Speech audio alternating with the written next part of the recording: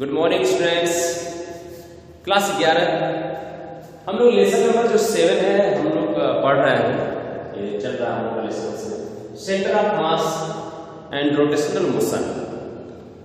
अभी हम लोग जो ये यूनिट है उसमें हम लोग सेंटर ऑफ मास पढ़ रहे थे और आज सेंटर ऑफ मास समाप्त हो जाएगा और हम लोग जो रोटेशनल मोशन है हम लोग उसमें पहुंच जाएंगे, घूर्णी गति।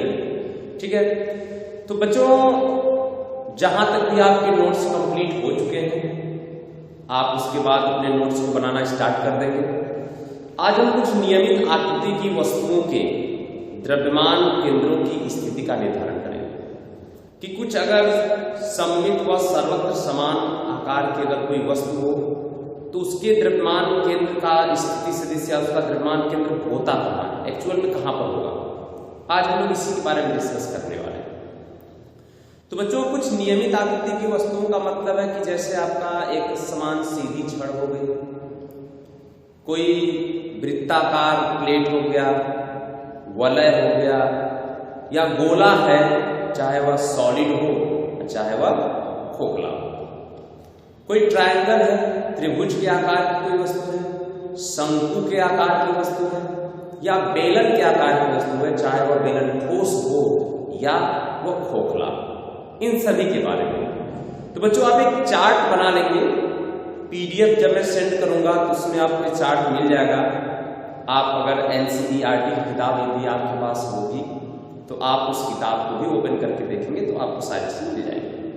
ठीक है, तो आज हम पढ़ने वाले हैं सममित व सर्वत्र समान आकार के दृढ़ पिंडों के द्रव्यमान केंद्र। सममित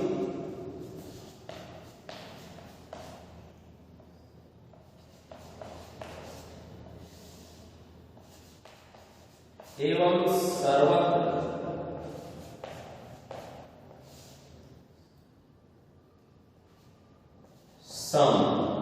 समान आकृति, सर्वत्र है समान है आकार या आकृति के दृढ़ पिंडों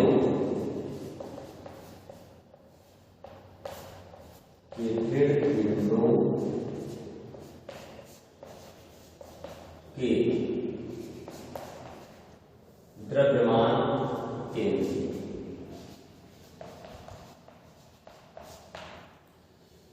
सममित एवं सर्वत्र समान आकृति के दृढ़ पिंडों के द्रव्यमान केंद्र। अब हमें ये जानना है कि ऐसी कौन कौन सी आकृतियां हैं और उनके द्रव्यमान केंद्र कहां पर होगा। तो ये टॉपिक हम लोग आज पढ़ने वाले हैं, इसके बारे में ये टॉपिक हम आज पढ़ेंगे के बारे में। ठीक है, तो सबसे पहली आकृति जो है वह एक समान सीधी छड़ है। ठीक है, एक समान सीधी छड़, ये हो गया एक समान सीधी छड़। एक समान सीधी छड़ का द्रव्यमान केंद्र कहां होगा, ये होता है छड़ के मध्य बिंदु पर,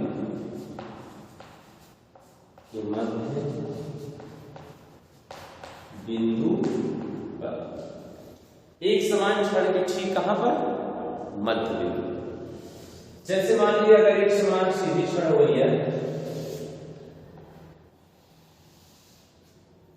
ये एक समान सीधी छड़ हो गई, इसका सिरा ए और ए बी हो गया, इसका सेंटर ऑफ मास कहां पर हो जाएगा, यहां पर इसका सेंटर ऑफ मास होगा, यानी L/2 और L/2। ये टोटल लंबाई कितनी होगी इसकी, यानी कि अगर इस छड़ की लंबाई L है, इसका जो सेंटर ऑफ मास होगा इसके ठीक मध्य बिंदु। दूसरा है अगर आयताकार या समांतर चतुर्भुज की आकृति का पटल, आयताकार या समांतर चतुर्भुज की आकृति का पटल। अगर आयताकार हो या समांतर चतुर्भुज की आकृति का कोई पटल हो, तो इसका जो द्रव्यमान केंद्र होगा वो विकर्णों का कटान बिंदु कहां पर होगा? विकर्णों का कटान बिंदु। यानी इस प्रकार की अगर कोई आकृति हो तो उसका जो विकर्ण होते हैं, विकर्ण का मतलब है कि उसके जो अपोजिट शीर्ष होते हैं उनको मिलाने वाली रेखाखंड, तो वो जहां पर विकर्ण जिस पॉइंट पर कट करेंगे वही पॉइंट क्या होगा? उसका द्रव्यमान केंद्र सेंटर ऑफ मास होगा। जैसे मान लीजिए अगर आयत है, ये आयताकार आकृति होगी, अगर इसके अपोजिट शीर्षों को आपस मिला देते हैं इसका विकर्ण हो जाएगा, इसका सेंटर ऑफ मास यहां पर हो जाएगा। अगर समांतर चतुर्भुज हुआ, समांतर चतुर्भुज की आकृति कुछ ऐसे होगी, तो इसका विकर्ण अगर आप खींच देते हैं, ये जो विकर्ण होगा ये इसका क्या होगा? सेंटर ऑफ मास हो जाएगा। तीसरा अगर है, मान लीजिए कि त्रिभुज की आकृति का हो जाएगा, त्रिभुजाकार पटल कोई है, ठीक है, त्रिभुजाकार पटल, त्रिभुजाकार पटल, तो इसका जो माध्यिकाएं होती हैं, माध्यिकाओं का कटान बिंदु, जो माध्यिकाएं होती ना, उन माध्यिकाओं का जो कटान बिंदु होता है, उन माध्यिकाओं के कटान बिंदु पर ही इसका सेंटर ऑफ मास होगा। तो अगर एक ट्रायंगल बना दिया जाए, ये एक ट्रायंगल हो गया, तो माध्यिका का मतलब होता है कि किसी त्रिभुज के शीर्ष से उसके सम्मुख भुजा पर, उसके सामने वाली भुजा के मध्य बिंदु, इसके सामने वाली भुजा के मध्य बिंदु को मिलाने वाली रेखा होती है, उसको माध्यिका कहते हैं। ये इसके मिड पॉइंट हो गया, ये यहां से इसकी मिड पॉइंट हो गया, और यहां से ये इसकी मिड पॉइंट हो गया। ये जहां पर सभी काटी है, ये क्या होगा? इसका सेंटर ऑफ मास हो जाएगा। तो बच्चों ये तीन आकृतियां यहां पर बना दी गई। एक समान सीधी छड़ अगर है तो उसका मध्य बिंदु हमने लेंगे, आयताकार या समांतर चतुर्भुज की आकृति का कोई पटल है तो विकर्णों का कटान बिंदु हो जाएगा, ठीक है। और यदि त्रिभुजाकार पटल लिया गया है तो उसके माध्यिकाओं का कटान बिंदु पर उसका सेंटर ऑफ मास होगा। इसी तरह से मान लीजिए अगर शंकु हो और बेलन भी बचा हुआ है, तो चलिए हम लोग आगे देखते हैं आगे क्या होगा। इन आकृतियों के द्रव्यमान केंद्र की स्थिति, मान लीजिए शंकु हो, चौथे नंबर शंकु, शंकु का जो द्रव्यमान केंद्र होता है वह आधार, शंकु की आकृति कैसी होती है? ये त्रिभुजाकार की आकृति जैसे आपका कोन वाली आइसक्रीम होती है ना, उसको थोड़ा उल्टा कर दीजिए, कोन वाली आइसक्रीम उल्टा, तो कुछ ऐसे आकृति है। तो इसकी जो टोटल ऊंचाई है वो यह है, इसके बेस पर टोटल ऊंचाई कितनी है? इसका जो बेस वो है यहां से 1/4 यानी कि h/4 पर सेंटर ऑफ मास। तो सेंटर ऑफ मास कहां से कहां हो गया? आधार से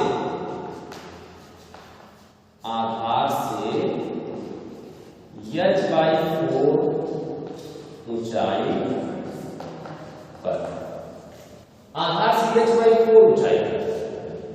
तो इसका जो द्रव्यमान केंद्र होगा, इसका जो आधार है यानी सेंटर ऑफ मास है, उससे h/4 ऊंचाई पर इसका सेंटर ऑफ मास निर्धारित होगा, ठीक है। अब हम लोग वृत्ताकार चीजों पे चलते हैं कि वृत्ताकार यदि हो जाए तो कहां होगा। तो अगर वृत्ताकार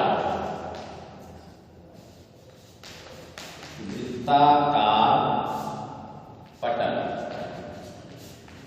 या वलय दोनों के लिए क्या होगा इसका केंद्र, यानी कि अगर वृत्ताकार पटल कोई हो, प्लेट की तरह से चकती हो, डिस्क हो, या फिर वलय मतलब रिंग, अंगूठी होती है ना, बीच में खाली होता है और किनारे किनारे घिरा होता है, तो रिंग को ही वलय कहा जाता है।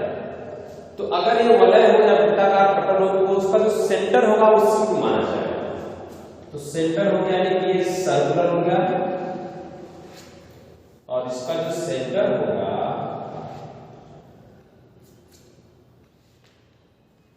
यही सेंटर ऑफ मास होगा।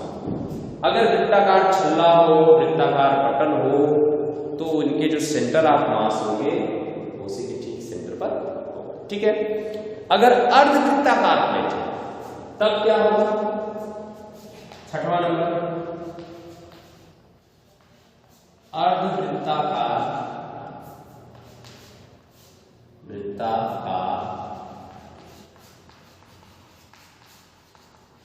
प्लेट। अगर अर्धवृत्ताकार प्लेट हुई तो इसका जो सेंटर ऑफ मास होता है वह 4r/3 पाई होता है। वृत्ताकार प्लेट का मतलब कुछ इस आकृति का होगा, ए आधा प्लेट हो गया ऐसे, इसका सेंटर जो हो गया ये इसकी त्रिज्या हो गई। ठीक, ये मान लीजिए ऊंचाई है कि 4r/3 पाई, यानी कि इसके जो आधार होगा ये जो सेंटर है इसकी सेंटर कितना 4r/3 पाई ऊंचाई पर इसका सेंटर ऑफ मास होगा। इसी तरह से अगर अर्धवलय हो तब क्या होगा? बेलन क्या होगा? ठीक है। तो अब तो मैं ये नहीं करूंगा, कुछ आकृतियों का मैंने तो यहाँ कुछ है आकृतियों का बता दिया। इसके अलावा जो कुछ आकृतियां होंगी बुक में और जो मैं PDF सेंड करूंगा उसमें भी कुछ आकृतियां और एक्स्ट्रा मिलेंगी इसके अलावा। तो आप इन आकृतियों को क्या करेंगे? कॉपी पे बना लेंगे, ऐसे चार्ट बना करके। इधर जो सभी आकृतियां होंगी, द्रव्यमान केंद्र की स्थिति होगी और यहाँ पर क्या करेगा? लास्ट में उनके फिगर बना करके उसमें आप दिखाइएगा, डिनोट करिएगा ये सेंटर ऑफ मास इन सबके होंगे। ठीक है। तो अब आ जाइए आगे हम लोग चलते हैं और आगे देखिए हम लोग कौन सी टॉपिक अगर हम लोग के लिए वो है द्रव्यमान केंद्र की गति, motion of centre of mass of the system. किसी भी पिंड के द्रव्यमान केंद्र की गति के बारे में पढ़ना है। द्रव्यमान केंद्र की गति ये हमारी अगली टॉपिक हुई। द्रव्यमान केंद्र की गति, motion of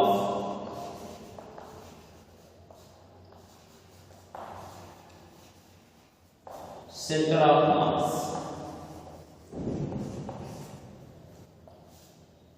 motion of centre of mass, निकाय के द्रव्यमान केंद्र की गति। तो बच्चों निकाय के द्रव्यमान केंद्र का जो स्थिति सदिश है हम पीछे पढ़ चुके हैं कि निकाय के द्रव्यमान केंद्र का स्थिति सदिश क्या होता है। ठीक है। तो निकाय के द्रव्यमान केंद्र का स्थिति सदिश, निकाय के द्रव्यमान केंद्र का स्थिति सदिश। तो निकाय के द्रव्यमान केंद्र का स्थिति सदिश का सूत्र होता है कि RCM बराबर कितना? M1R1 plus M2R2 plus M3R3 plus dot dot कहां पर जाएगा? फिर ये हो जाएगा MN और RN। पूरे के बटे कितना हो जाएगा? पूरे के बटे हो जाएगा M1 plus M2 plus M3 plus dot dot plus हो जाएगा MN। M1R1 vector M1 vector R1, दूसरा हो जाएगा M2R2 M3R3 plus dot dot plus MNRN और नीचे हो जाएगा M1 plus M2 plus M3 plus dot dot MN। ठीक है। अब हमें इसको नीचे वाला जो है वह सभी कणों के द्रव्यमानों का योग है, यानी एक निकाय है जिसके सभी कणों के द्रव्यमान होंगे। इसका मतलब है कि वह पिंड के संपूर्ण द्रव्यमान के बराबर हो जाएगा। या हम इसे कह सकते हैं कि RCM इक्वल टू 1/m और ब्रैकेट में हो जाएगा M1R1 plus M2R2 plus M3R3 plus dot dot कर देंगे और ये प्लस हो जाएगा Mn और ये हो जाएगा आपका Rn। ये हो गया सेंटर ऑफ मास के लिए स्थिति सदिश। अब हमें क्या करना है, हम t के सापेक्ष with respect to t differentiating both sides, t के सापेक्ष इसको क्या करना है, दोनों तरफ का अवकलन कर देना। ठीक है, इंटीग्रेशन नहीं करना है, डिफरेंशियल निकालना है। Differentiating both side with respect to t, तो t के सापेक्ष अवकलन करने, t के सापेक्ष अवकलन करने पर, अब t के सापेक्ष क्या कर दीजिए, इसका अवकलन कर दीजिए। यहां पर हो जाएगा d RCM और अपान dt, d RCM और अपान हो जाएगा dt, तो d RCM अपान dt। इसी तरह से जो चीजें कांस्टेंट है, समाकलन इंटीग्रेशन का सिंबल है उसको बाहर निकल आएगा, ये हो जाएगा 1/m और ब्रैकेट में M1 d R1 अपान dt plus M2 d R2 और अपान dt प्लस M3 और d R3 और अपान dt प्लस डॉट डॉट और यहां हो जाएगा प्लस लास्ट में Mn d Rn और अपान dt। ठीक है, अब बच्चों ये हम जानते हैं कि ये इसका स्थिति सदिश है। स्थिति सदिश पोजीशन वेक्टर है। कुल मिलाकर के अगर उसको विस्थापन समझ लीजिए तो विस्थापन बटे समय, और हम जानते हैं कि विस्थापन बटे समय जो होता है उसकी वेलोसिटी होती है, यानी कि वेग होता है। यानी ये इसका वेग v1 जाएगा, ये इसका वेग v2 जाएगा, ये इसका वेग v3 जाएगा और ये इसका वेग vn जाएगा, और ये क्या हो जाएगा, ये निकाय के द्रव्यमान केंद्र का वेग हो जाएगा। तो ये हमें मिलेगा, इसका मतलब ये कि VCM हो गया बराबर, ये VCM बन जाएगा द्रव्यमान केंद्र का स्थिति बटे समय, यानी कि द्रव्यमान केंद्र का वेग हो जाएगा। और ये यहां भी बढ़ेगा तो m 1/m यहां हो जाएगा m1 v1 प्लस ये हो जाएगा m2 v2 plus dot dot कर देंगे प्लस यहां हो जाएगा mn और vn। तो ये है निकाय के द्रव्यमान केंद्र का वेग। यह निकाय के द्रव्यमान केंद्र का सूत्र है। बच्चों ये निकाय के द्रव्यमान केंद्र की वेग का सूत्र है, यानी अगर किसी पिंड का द्रव्यमान केंद्र गतिशील है तो ये माना जाएगा कि वह पिंड नहीं गतिशील है, बल्कि उस पिंड के निकाय का द्रव्यमान केंद्र क्या है, गतिशील है। तो ये निकाय के द्रव्यमान केंद्र का वेग का सूत्र हो गया। अब हमें क्या निकालना है, हम त्वरण निकालेंगे कि निकाय के द्रव्यमान केंद्र का त्वरण क्या होगा। तो जब निकाय के द्रव्यमान केंद्र का त्वरण निकालना है तो ये जो समीकरण दिया है, मान लीजिए समीकरण हमारा क्या है, एक। अब इसी समीकरण का हम क्या करेंगे, एक बार फिर से डिफरेंशिएट कर देंगे। तो पुनः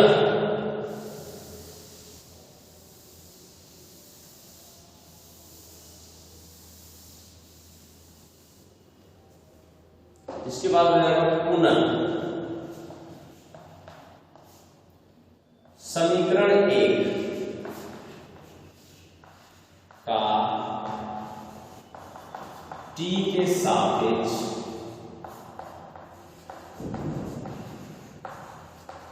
अवकलन कर देंगे। पुनः क्या कर दीजिए, ये जो समीकरण 1 मिला है इसका हम फिर से एक बार अवकलन निकालेंगे। जब एक बार फिर से इसका अवकलन निकालेंगे तब हमें मिलेगा कि dVCM बटे dt इक्वल ये हो जाएगा 1/m, ब्रैकेट में हो गया आपका m1 और d v1/dt plus m2 d v2/dt plus m3 d v3 और dt डॉट लास्ट में जाएगा mn d vn और अब हम जानते हैं कि वेग परिवर्तन की जो दर होती है, the rate of change in velocity is known as the acceleration. वेग परिवर्तन की जो दर होती है उससे हम लोग क्या करते हैं, उससे हम लोग करते हैं एक्सीलरेशन यानी कि त्वरण। ये निकाय के द्रव्यमान केंद्र का वेग है, इसलिए निकाय के द्रव्यमान केंद्र का त्वरण बनेगा और ये एक कण के त्वरण हो जाएंगे। ये हो जाएगा आपका ACM इक्वल कितना, तो 1/m, तो 1/m को आप इधर कर लीजिए, ये हो जाएगा m और इक्वल टू यहां कितना हो जाएगा m1A1 plus m2A2 plus m3A3 plus dot plus यहां हो जाएगा आपका mn और an।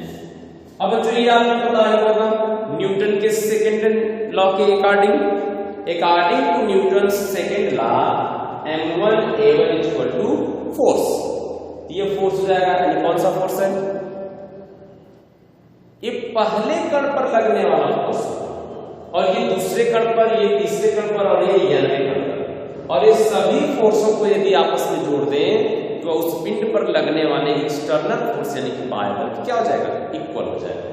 तो हम इसे कह सकते हैं कि या MACM इक्वल टू हो जाएगा F एक्सटर्नल बाह्य बल, यानी कि किसी पिंड पर लगने वाला जो बाह्य बल होता है, कोई भी पिंड हो, कोई भी दृढ़ पिंड हो, उस दृढ़ पिंड पर जो लगने वाला बाह्य बल होता है, एक्सटर्नल फोर्स होता है, वह निकाय के कुल द्रव्यमान और निकाय के द्रव्यमान केंद्र के त्वरण के गुणनफल के इक्वल होता है।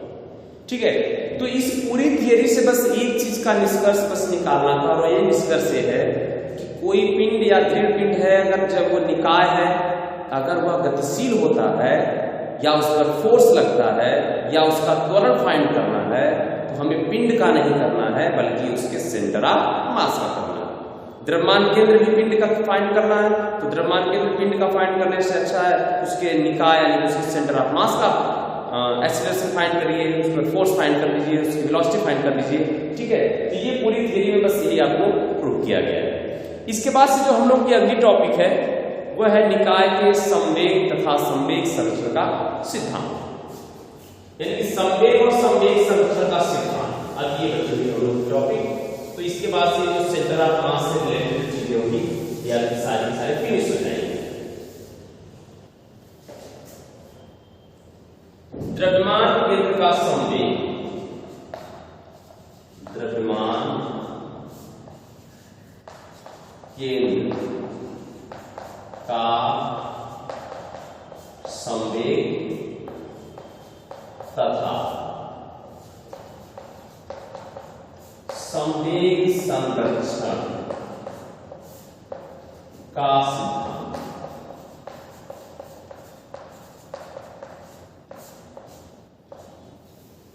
द्रव्यमान केंद्र का संवेग तथा संवेग संरक्षण का सिद्धांत। तो बच्चों द्रव्यमान केंद्र का संवेग हमें ज्ञात करना है पहले कि द्रव्यमान केंद्र का संवेग होगा क्या। तो बच्चों द्रव्यमान केंद्र का संवेग फाइंड करने से पहले हम लोग जो पीछे सूत्र यूज किए हैं, निकाय के द्रव्यमान केंद्र का वेग, तो जो निकाय के द्रव्यमान केंद्र का जो वेग होता है हम लोग उसी से क्या करेंगे, उसमें वेग में आप जानते हैं संवेगकरण क्या होता है, द्रव्यमान वेग, यानी कि the product of mass and the velocity is known as the momentum of the particle, यानी कि किसी भी पिंड या किसी पार्टिकल का जो संवेग होता है वह उसके द्रव्यमान और उसके वेग के गुणनफल के बराबर होता है। उसी तरह से निकाय के द्रव्यमान केंद्र का संवेग निकालना है, तो निकाय के द्रव्यमान केंद्र के वेग और निकाय के कुल द्रव्यमान के वेग के गुणनफल को निकाय का संवेग। तो निकाय के यानी कि द्रव्यमान केंद्र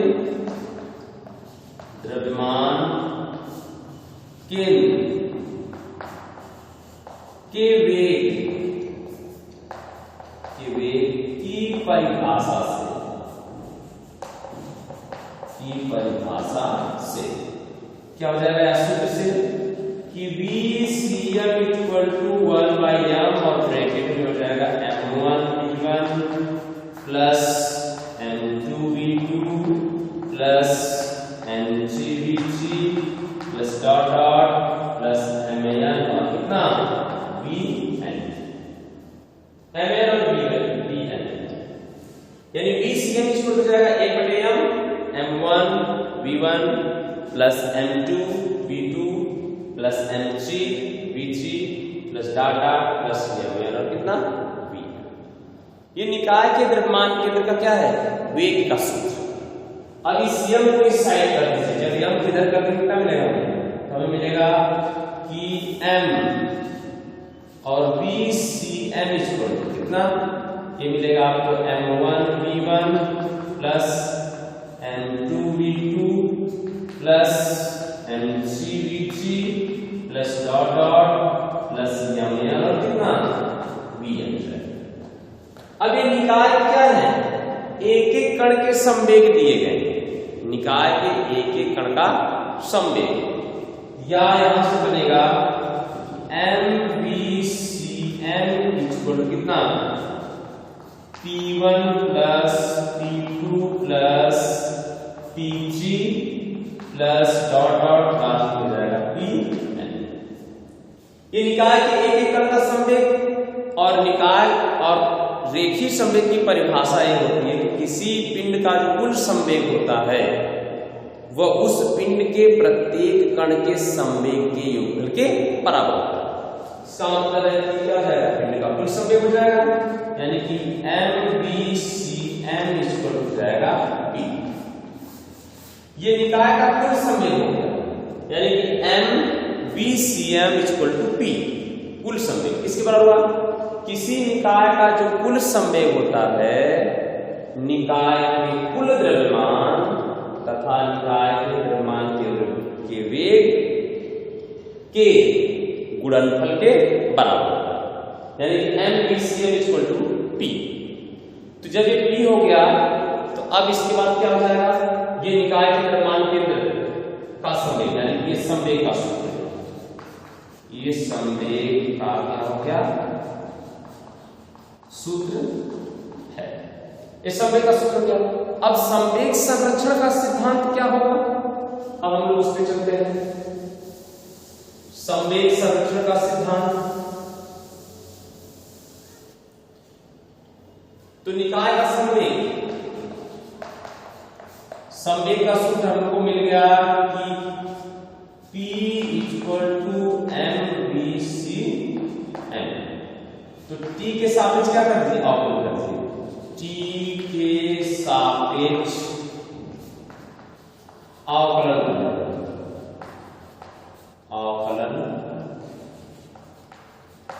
करने पर जब T के सापेक्ष आप अवकलन करेंगे कितना मिलेगा तब मिलेगा आपको dP बटे dt इक्वल टू m और कितना हो जाएगा VCM और बटे dt। और यहां पहले पढ़ चुके कि VCM इक्वल टू क्या एक्सीलरेशन या dP बटे dt इक्वल कितना MACM। किंतु पीछे हम लोग अभी पढ़े हैं यह जो MACM है किसके बराबर है F एक्सटर्नल यानी कौन है ये है आपका बाह्य बल। क्या है बाह्य बल। तो ये तो हम लोग पीछे पढ़ चुके हैं न्यूटन का सेकेंड नियम है कि संवेग परिवर्तन की जो दर होती है वह बाह्य बल के बराबर। तो इसका मतलब है कि हमें यहां से मिल जाएगा कि dP बटे dt equal to F external बाह्य। और यदि हम क्या करते हैं बाह्य बल को 0 मान लें तो अगर बाह्य बल 0 हो जाए तब क्या हो जाएगा, तब इस निकाय का जो कुल संवेग होगा वह संरक्षित। यही है संवेग संरक्षण का सिद्धांत।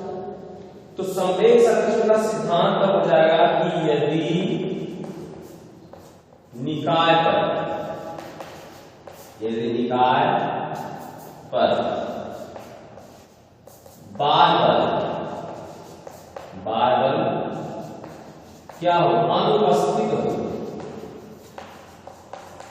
बाह्य बल अनुपस्थित हो तो क्या मिलेगा कि dp/dt इक्वल टू 0।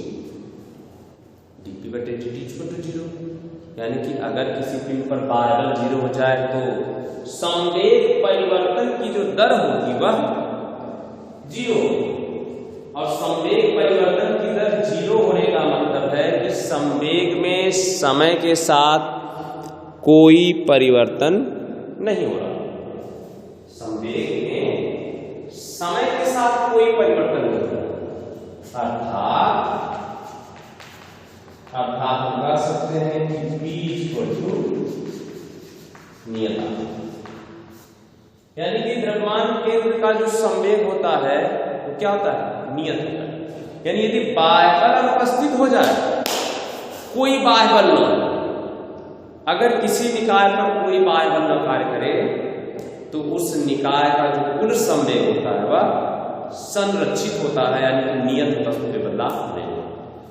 तो बच्चों ये जो द्रव्यमान केंद्र चल रहा था सेंटर ऑफ मास, उसकी जितनी भी टॉपिक है सारी टॉपिकों को आपको बता दिया गया। पीडीएफ भी आपको उपलब्ध करा दिए जाएंगे। कुछ पीडीएफ पीछे आपको दिया जा चुका है, ठीक है। पीडीएफ से आप अपने नोट्स को कंप्लीट कर लेंगे, वीडियो को देख करके उन टॉपिकों को आप अच्छी तरह से समझ लेंगे। अगर फिर भी नहीं आपको समझ में आता है तो आप जरूर कमेंट करके बताएंगे, ठीक है। तो उससे रिलेटेड फिर से आपको वीडियो बना दी जाएगी। तो आपको बस अपनी ऑनलाइन पढ़ाई को जारी रखना है। Thank you.